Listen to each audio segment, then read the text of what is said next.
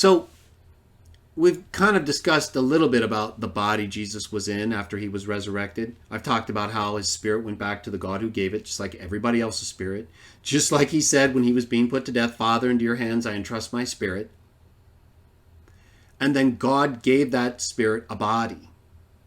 And then Jesus went and preached to the other spirits in prison before he raised up his physical body on the third day, began appearing in it, didn't look exactly the same at times because people didn't recognize him physically, by appearance, or by voice, until he spoke in very specific ways.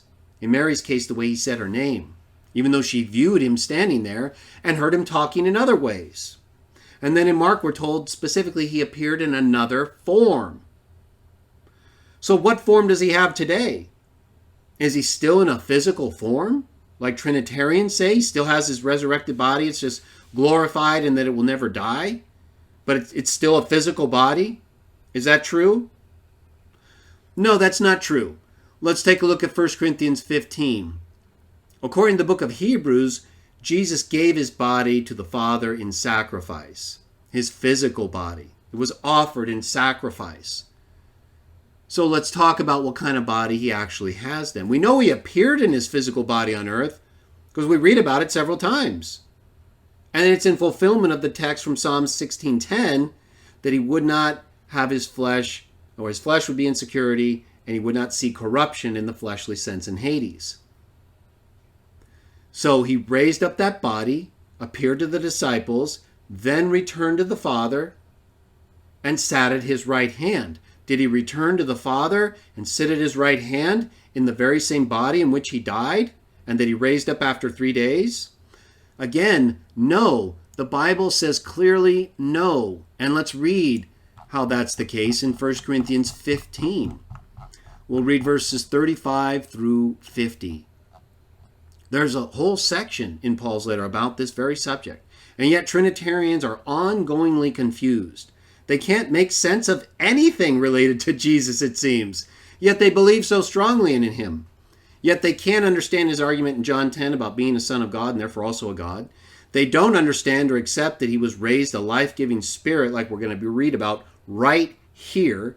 They don't understand that he, though the Word in the beginning with God became flesh, was made lower than the angels, Psalm 8:5, Hebrews 2:7 and 9, and think he was a God-man. And so therefore not lower than the angels, even though that's exactly what the Bible teaches. Lower than gods. Lower than angels. And so therefore God did not say to any of the angels, "You are my son, I today have begotten you," when he resurrected him. He said it to Jesus of Nazareth, the human who was born through David's line and who died as a man. Not a God man or an angel man. A man. I'll tell you more about what kind of man. Right here. Verse 35. Nevertheless, someone will say, how are the dead to be raised up? 1 Corinthians 15:35. Yes, with what sort of body are they coming? So you see, the question is answered right here. We don't have to go on and on and on arguing about this stuff. Okay, if you want to argue about something, we need to argue about whether Jesus was a real person, whether he was really resurrected, whether these texts from Psalm apply to him or not. Yeah, that's a worthy discussion. That's why we're having it. This question about the body, this question about what he was like when he was on earth, this question about whether or not he's an angel, it's all answered explicitly in the Bible. Arguing about it is a waste of your time. We do it occasionally because people like to waste our time. We don't have the time to keep wasting with it or with people who are like that. The question's answered right here in terms of the body. You unreasonable person. That's what a lot of these Trinitarians are like. They're unreasonable people. They refuse to accept explicit teachings of the Bible. I just mentioned several of them. What you sow is not made alive unless first it dies. What do you sow? Is it the body? No. How do I know? Because it says no in the very next text. Verse 37, as for what you sow not the body. You don't sow the body that will develop but a bare grain, it may be of wheat or any of the rest. but God gives it a body. Okay, so if it's the body that you sow, why would he give the body a body? The it is the spirit that we've been talking about, that Jesus openly said, Father, into your hands I entrust it. I entrust my spirit. All spirits return to the God who gave it. And then God gives it a body, just as it pleased him, and to each of the seeds its own body. Not all flesh is the same flesh, but there's one of mankind, another of cattle, another of birds, another of fish. Verse 40, there are heavenly bodies, there are earthly bodies. The glory of the heavenly bodies is one sort, that of the earthly bodies is another sort. The glory of the sun is one sort, the glory of the moon is another. The glory of the stars is another. In fact, star differs from star in glory. Verse 42, so also is the resurrection of the dead. It is sown in corruption. The spirit is sown in a corruptible body. It is raised up in incorruption. It is sown in dishonor. It is raised up in glory. Sown in weakness, raised up in power. It is sown a physical body. It is raised up a spiritual body. If there is a physical body, there is also a spiritual one. It is even so written, the first man, Adam, became a living soul. Right? God formed his body from the dust of the earth and blew into his nostrils what? His spirit, the breath of life. The last Adam became or was raised up, right? Adam was sown a physical body.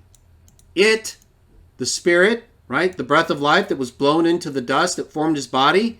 That which is not a body, but what is given a body, it is sown a physical body. Adam became a living soul, a physical person from the earth. The last Adam became a life-giving spirit. It teaches explicitly right here, Trinitarians, the last Adam, Jesus, right? The only other perfect man who ever lived on the earth, according to the Bible, was raised up a spiritual body. The last Adam is Jesus, the person, the spirit, was raised as a spiritual body, or given a spiritual body. As it says right here, God gives it a body. It says right here, he became a life-giving spirit. Do you understand the word spirit, Trinitarians? You do? Oh, then why do you keep arguing with us about how Jesus was raised to life? Because Galatians 1:1 says the Father raised him from the dead. 1 Peter 3 says he went and preached to the spirits in prison. John 2:19 says Jesus would raise up the temple that was broken down, his body. Then shows that he raised up his own body on the third day because he was already alive as a life-giving spirit. What do life-giving spirits do? They give life. He gave life to his dead body on the third day before it saw corruption and appeared to his disciples so they could say, "We have seen the Lord." Paul goes on to write, "Nevertheless, the first is not that which is spiritual, but that which is physical. Afterward, that which is spiritual. The first man is out of the earth and made of dust. The second man," this is very important. It's often misunderstood, I find. The second man is out of heaven. Why does it say out of heaven? Because his spirit returned to the Father, the God who gave it. Father, into your hands I entrust my spirit. Out of heaven, the second man came with a spiritual body as a life-giving spirit, preached to the spirits who were in prison, and then gave life to his own physical body before ascending to the Father at his right hand. Right here, it's talking about how he came out of heaven and was given a spiritual body after his spirit was entrusted to God. You understand? He's not given the spiritual body out of the grave. He was raised as a life-giving spirit. And out of heaven, since his spirit was with God, he came out of heaven, he came from being with God, sleeping with God, however long that was, after he died on the earth and went to God. He was given a spiritual body, and he came out of heaven with that body. Because it's talking about him. Remember, the first is not that which is spiritual. It's not talking about him like when he was first created as the firstborn of God.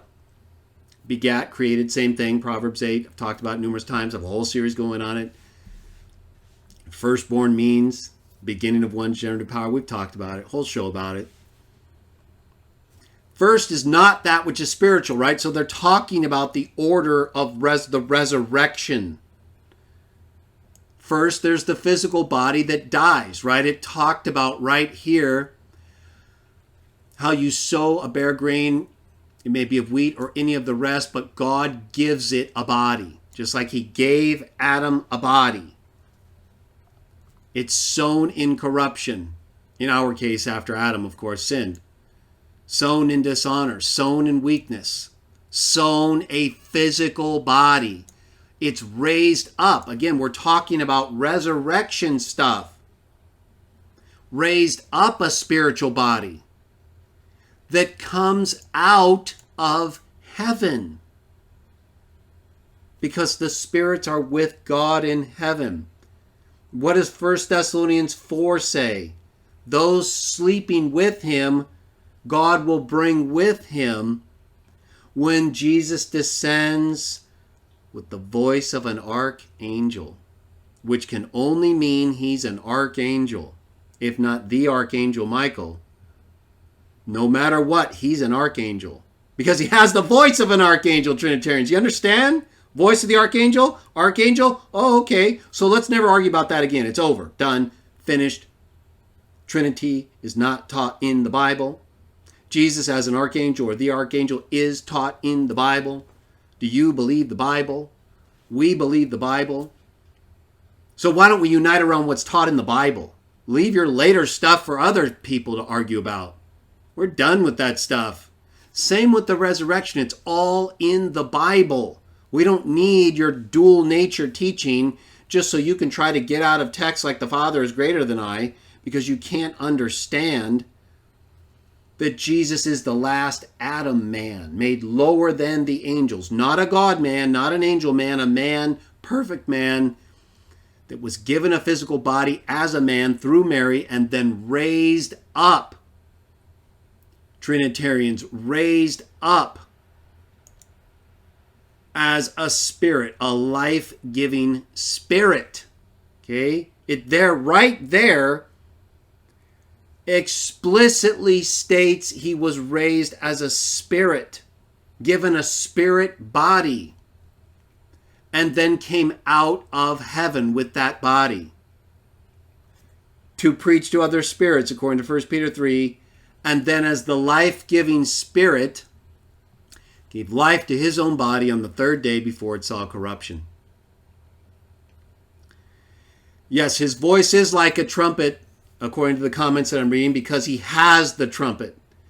He has the trumpet with him. A trumpet is not a voice. Do you understand that in the comments? Do you understand the difference between someone blowing on a trumpet and someone with a voice? A voice is a part of your person. A trumpet is not part of your person. You Trinitarians just cannot get it. You refuse to get it, and I don't think you ever will get it. We get it. Okay, he has a commanding call. Is that part of his person? Yes. God's trumpet, it's a device. It's an instrument. It's not a part of your person. Your voice is a part of your person. Do you understand that in the comments?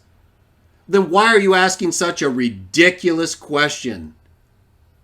Because I don't think you even understand your question. You have to interrupt the show about the resurrection because your inability to understand the difference between a trumpet and a voice? Incredible that you don't understand that a trumpet is not a voice and that a voice is a part of you. I did a whole show about it. You might want to check my playlist on Jesus and Michael as the Biblical Archangel. If you haven't watched that show, then I don't think you care to know, and your question shows you don't know what you're talking about. To you, there's no difference between a trumpet and a voice. You just sit there in your confusion while we speak in our own voice, because that's who we are. We're not a trumpet. We do speak in our own voice, and Jesus' voice is that of an archangel. Do you understand that, commenter? Obviously you don't, and that's why you continue to argue about things that don't matter and that contradict the teaching of the Bible. You're not a Christian. You believe later doctrine. You're in direct contradiction of biblical doctrine. And so you should be ashamed of yourself for promoting that kind of sick, twisted doctrine that can't even understand the difference between a trumpet and a voice. Incredible. Let's continue the reading. We're almost done. As the one made of dust is, so those made of dust are. And as the heavenly one is, so those who are heavenly are. Just as we have borne the image of the one made of dust, we shall also bear the image of the heavenly one. Talking about Jesus and Adam. Very clearly here. Verse 50, however, this I say, brothers, flesh and blood cannot inherit God's kingdom. This is not just talking about sinful people. Take a look at the words flesh and blood. I researched them. I presented a whole study about them in my Jehovah's Witnesses Defended books. If you haven't read them, you don't know what you're talking about because you keep reading Trinitarians who don't know what they're talking about, because they'd rather shove their later doctrine onto the Bible than take the Bible's doctrine from its pages. Neither does corruption inherit incorruption. These things are not only explicitly stated in these ways. We're told directly what Jesus' resurrection body looks like. Not only right here, right, in contrast, obviously, to the physical body. I mean, it couldn't be a more obvious contrast between that which is physical and that which is spiritual, meaning explicitly a life-giving spirit and a physical living soul like Adam. You would think that would be enough, right? Or that flesh and blood not inheriting God's kingdom would be enough. But for Trinitarians, it's never enough because their doctrine is all they care about. This later stuff, Revelation chapter 1. Let's go right to a description of the one we're talking about's body, right? It's not something we even have to guess about beyond what we just read, that we don't have to guess about because we just read the difference between a spiritual and physical body, between a physical living soul like Adam and a life-giving spirit, given a spirit body out of heaven, who then gave life to his physical body on earth on the third day before it saw corruption, in fulfillment of our subject text today, Psalm 16:10. Let's take a look at Revelation 1. Trinitarians, alert!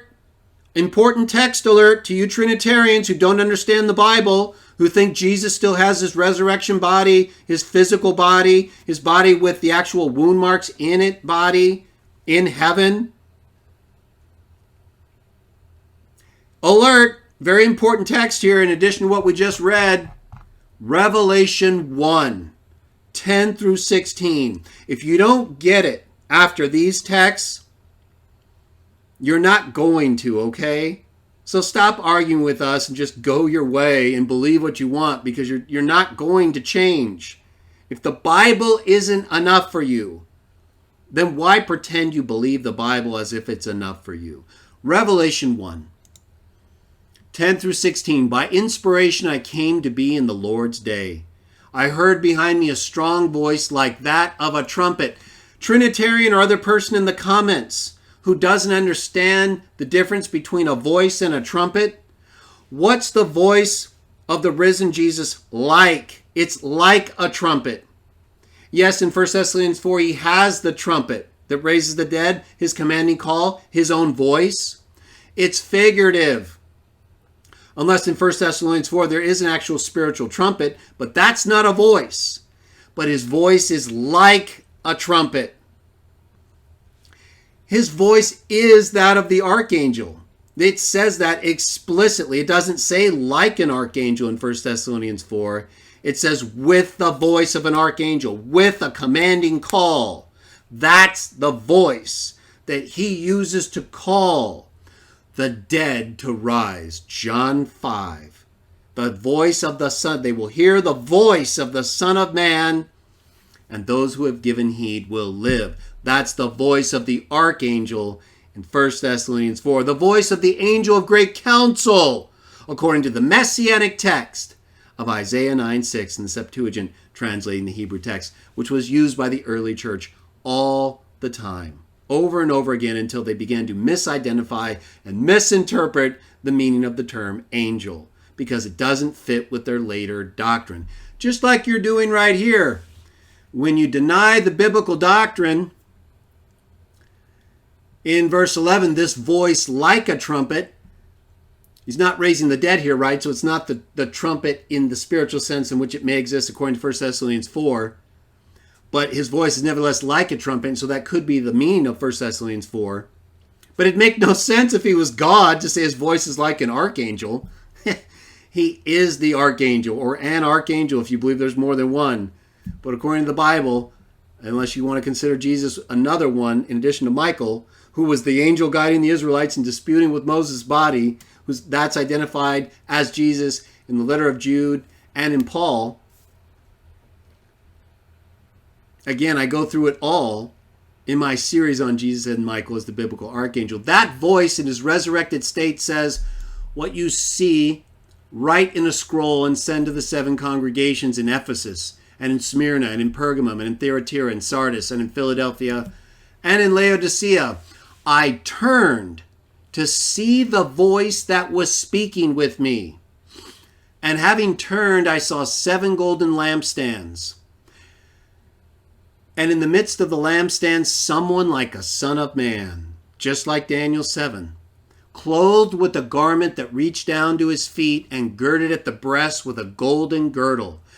Moreover, his head and his hair were white as white wool, as snow, and his eyes as a fiery flame. And his feet were like fine copper when glowing in a furnace. His voice was as the sound of many waters, and he had in his right hand 7 stars, and out of his mouth a sharp, long, 2-edged sword was protruding, and his countenance was as the sun when it shines in its power. Does that sound like the body that was raised up from the tomb after 3 days in a physical sense? Does that sound like a physical, fleshly body that was sown in weakness?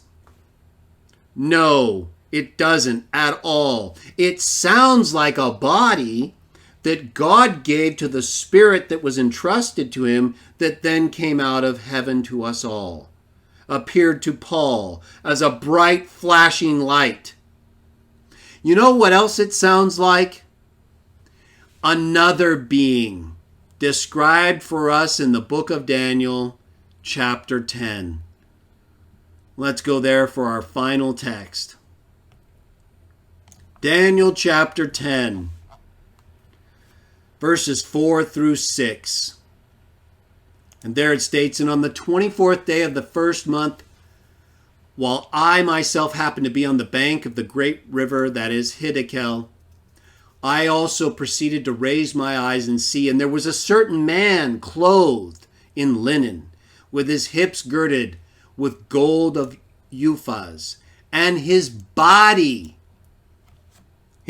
spiritual body, was like chrysolite, and his face was like the appearance of lightning. His countenance shone as the sun," very similar to lightning, right? You can't look at either one. "And his eyes like fiery torches," exactly like we read in Revelation 1, 10 through 16. His eyes were as fiery flames, and his arms and the place of his feet were like the sight of burnished copper, like bronze burning in a furnace, according to Revelation 10 through 16. "And the sound of his words was like the sound of a great crowd, the sound of many waters." It's almost exactly like Revelation 1, 10 through 16 describes the spiritual body of the risen Jesus Christ. I mean, there's barely any difference, if any difference at all, other than the appearance of lightning versus the appearance of the sun shining in its brilliance. This is a spiritual body. It's the body that the sons of God have when they're not appearing as men, when they're not made lower than angels as a man. That's why Paul went on to explain to us all there's a difference between the physical body and the spiritual body, that God gives it, the spirit, a body